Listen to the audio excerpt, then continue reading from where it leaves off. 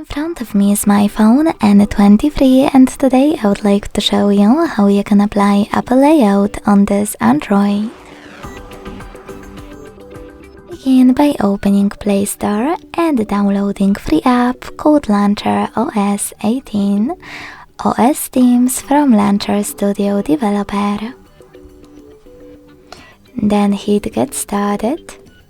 Select I agree to terms and conditions and choose Continue twice.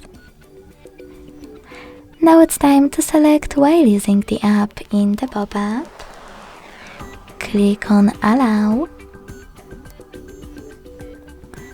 Close and add, and finally select this option at the top, Set as Default. All you need to do now is click on iOS Launcher and wait. As you can see, Apple Layout was applied successfully on my device.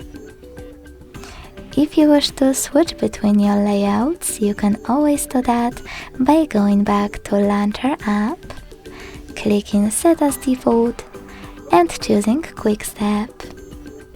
You can also adjust all of those options in Launcher app however you want to. Thanks so much for watching. If you enjoyed this video, don't forget to leave a like, comment and subscribe. Bye!